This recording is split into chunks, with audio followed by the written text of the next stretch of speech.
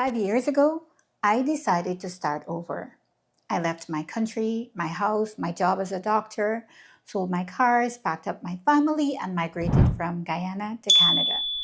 And despite instantly becoming unemployed and practically homeless, I had a plan and the highly coveted Canadian Permanent Residency.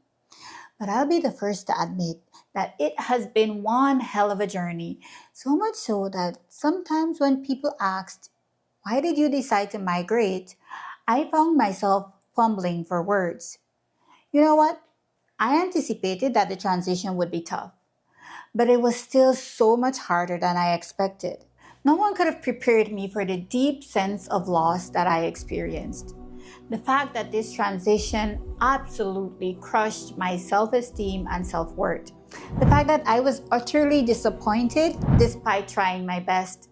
You see, I had been a high achiever my entire life, but for the first time, I felt like an utter failure.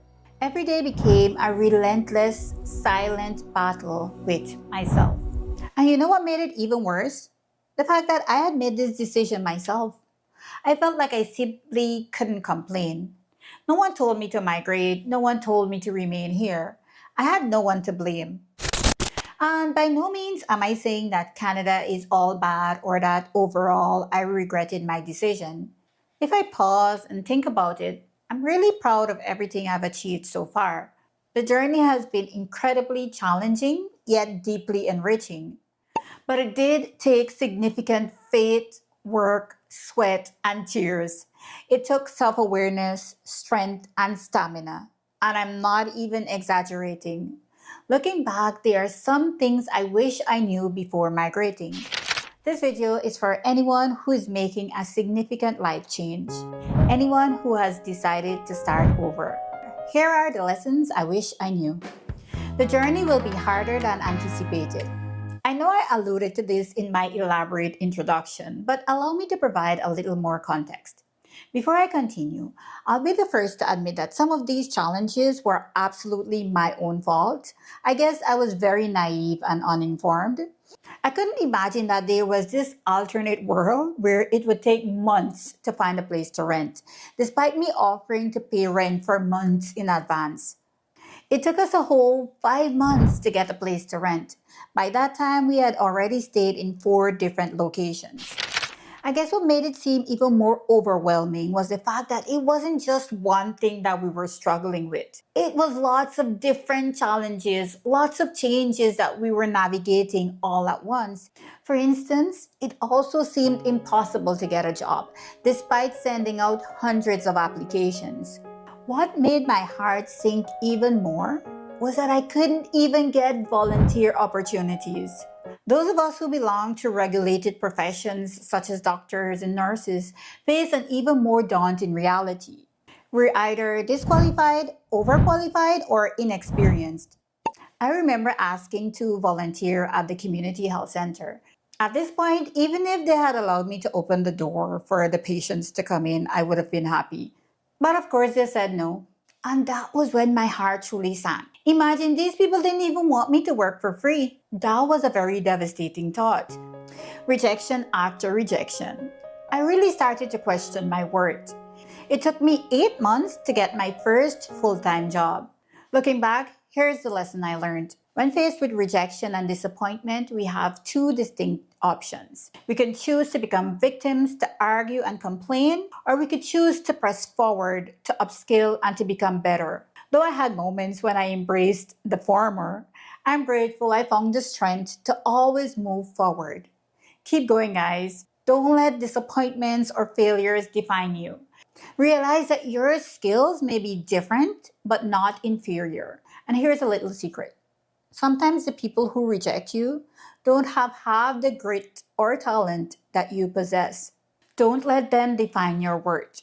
You are capable of so much more than they can see. Believe in your infinite potential. Your only limitations are those you set upon yourself. Roy T. Bennett. Adopt a new identity.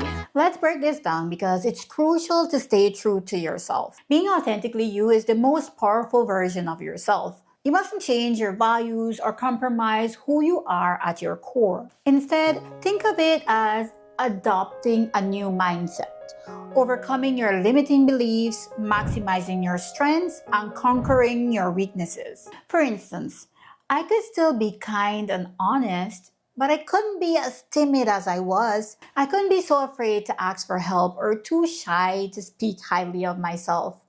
I couldn't let the fear of rejection hold me back. I needed to step into situations with assertiveness and self assurance, especially if I wanted to achieve more in a shorter period of time. I needed to step out of my comfort zone. But here's the catch: adopting a new identity requires introspection. You really need to know yourself, your habits, your thoughts, your beliefs. This process demands a deep dive into your own psyche, confronting both your strengths and weaknesses head on. Oh, this new identity won't happen overnight. It takes time. But if you're intentional, you'll keep making changes that will compound over time. Recently, someone told me that they admired how confident I am. I was both shocked and proud because I had been deliberately working on becoming more confident for years. I realized that my lack of confidence was the number one thing that was holding me back. Everyone would always describe me as being very shy. And I am still very shy, especially in certain situations and circumstances. But that made me realize that I can be both shy and confident. It doesn't have to be one or the other. It showed me the depth and complexity of my character. This moment also taught me that the image that we project to others can evolve over time. Being seen as confident doesn't erase my shyness, rather it highlights my growth and ability to adapt. It is an important reminder that we have the power to shape how others perceive us while staying true to our multifaceted selves. I want you to know that if you're intentional, you can transform, you can reinvent yourself, you can change the way the world sees you. Oh, and remember, you're a person, not your job title. Keep working on who you are as a person more than who you are as a professional. Keep investing in yourself more than you invest in your job. Nothing will go as planned. I started planning years before I migrated. I completed my master's degree in public health, thinking it would help me get a job. I researched countless job opportunities, reviewed the best places to live, yet I ended up in a career I didn't even know existed and still haven't settled on where I want to live long term. I guess it's true what they say. God laughs when he sees our plans. This doesn't mean that there's no value in having a plan. But I want you to remain flexible and realize that sometimes things may actually turn out better than planned. I want to encourage you to dream big, to always have something you're working towards. If I could go back in time, I would tell myself, Roshana, relax. It is going to be okay. Don't be defined by disappointment and failure. Learn your lessons and keep going. I would tell myself to find beauty in the journey instead of constantly focusing on the destination. I would have a plan to actually enjoy the days when I didn't have a job instead of worrying so much. I would realize that those failed interviews were preparing me for even bigger opportunities. Those rejection emails were building my grit. I would embrace the unexpected, realizing that most things are entirely out of my control. I would acknowledge that things will change eventually, often when we least expect them to. I would stop placing such strict timelines on my dreams. I would allow myself the freedom to fail, to grow, to adapt, and to change my mind. I would take time to appreciate my progress, no matter how small, and celebrate each step forward. I would remind myself that every setback is just a setup for a comeback, and that resilience is built through perseverance. I would seek out new experiences and embrace the learning opportunities that come with them. I would connect with others who have walked similar paths, learning from their stories and gaining strength from their support. I would understand that success is not a straight line, but a series of twists and turns, each one contributing to my growth and shaping my journey. Above all, I would remind myself to be kind and patient with myself, to practice self-compassion, and to take comfort in the fact that I am doing my best. I would trust that everything will fall into place in its own time, and that the journey with all its ups and downs is what truly makes life rich and meaningful. Network, network, network. I am still not great at this whole networking thing, but I can say with all certainty that it is incredibly powerful. When I first came to Canada, I could count the number of people I knew on one hand, and they weren't even very close relatives. Honestly, I wasn't actively networking because I was too shy and I didn't initially see its value, especially since I hardly knew anyone. But let me tell you about the apartment I secured after 5 months. It was thanks to networking. And that first full-time job I landed after those long 8 months, networking played a crucial role there too, though I didn't even realize I was networking. I think some of us view networking as being pushy or only reaching out to people for personal gain, but it should be viewed more as an opportunity to build relationships and to share your aspirations. Remember, no man is an island. You do not need to pretend to have it all. Don't underestimate the power of networking.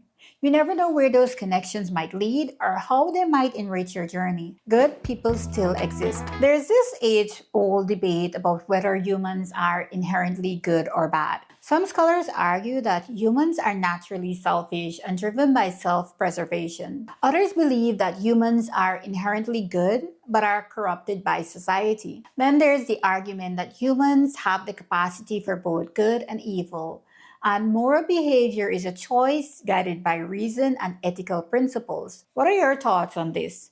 Do you think humans are inherently good or bad? Let me know in the comments. Personally, I was pleasantly surprised by the assistance I received from people I barely knew or didn't even know at all. Many people went out of their way to help me, to encourage me, and even pray for me. I didn't even have to ask.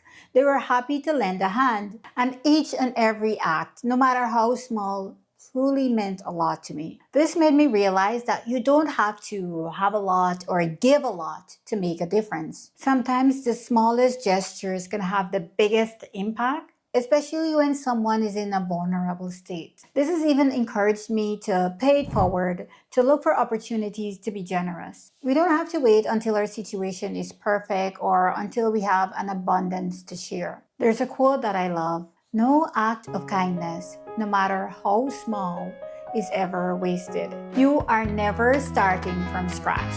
I have to admit that I felt that it was unfair to have to start my career back from scratch. Well, at least until I realized that we're never really starting from scratch. This shift in perspective is crucial for moving away from a victim mentality. Every experience, skill, connection you've accumulated over the years adds to your foundation. Even when it seems like you're starting anew, you're actually bringing a wealth of knowledge and expertise with you.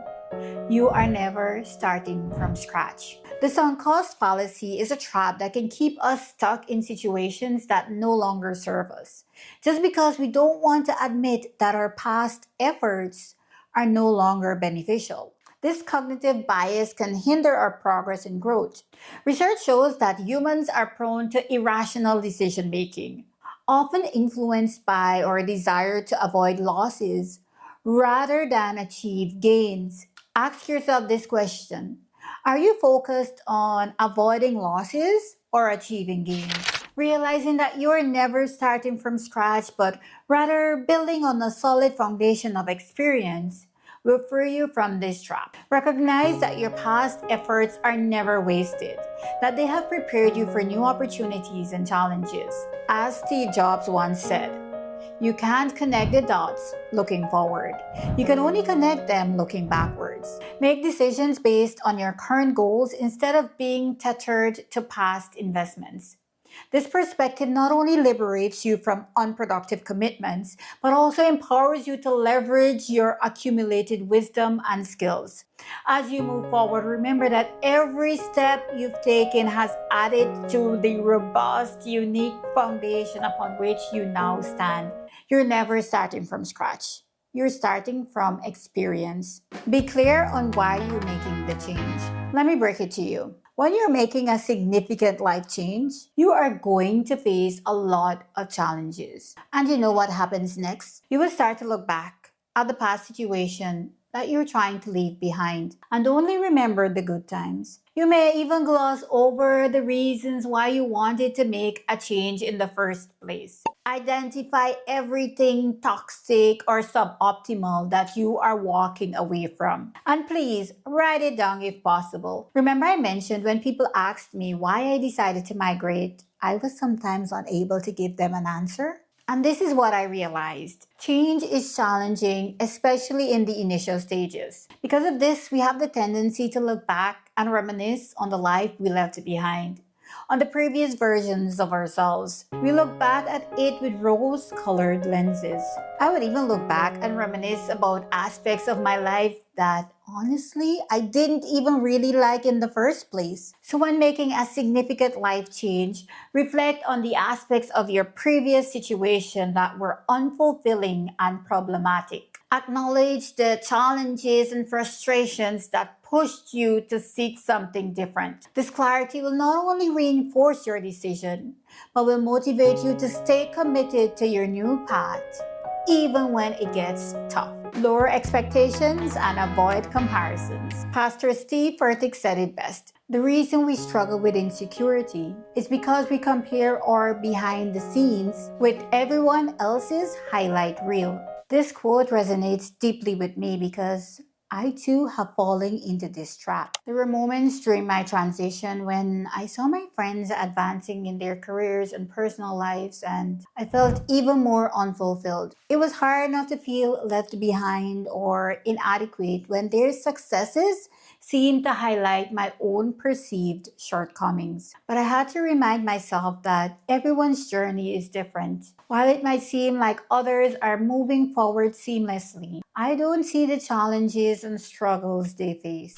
Similarly, my own path is filled with experiences and growth that aren't always visible to others. Are you guilty of comparing your worst days with someone else's victories? Stop being distracted by the success of others, but definitely learn from their strategies if possible. Take time to celebrate your achievement and victories. Be proud of yourself. Compete only with yourself. And realize that if you want to take someone else's achievements, you need to take their struggles and insecurities as well. Be careful who you take advice from. As I said before, everyone's journey is different. My daughters and husband who migrated with me may give you a completely different interpretation of their journey. Before you make a transition, people will inevitably share their thoughts and opinions. But remember, these perspectives are shaped by their unique experiences, values, and circumstances. While it's valuable to listen and consider different viewpoints,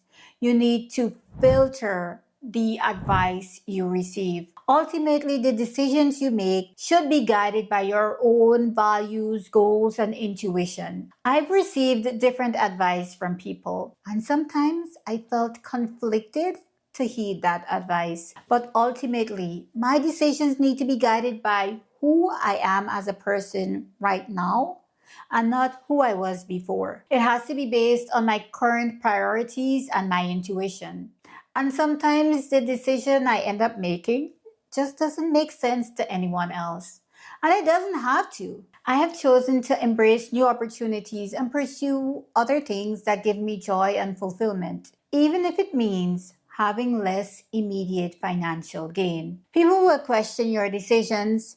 You will sometimes question your own decisions. You need to feel proud of everything you've achieved, all the effort you're making, regardless of how it looks to others. You need to prioritize yourself and your happiness, even if it means temporarily scaling back in certain areas for a specific reason. Hindsight is 2020, so remember that you made those decisions and mistakes with the information and resources you had at the moment. You did the best you could with what you knew at that time. Parenting is twice as hard. Personally, I found parenting to be so much harder when I moved to Canada, especially in those first few years. This was mostly because I no longer had my village to help me. My children were very young when we moved, and daycare was not only extremely expensive, but also took several months to secure a spot. At one point, my husband and I had to take turns working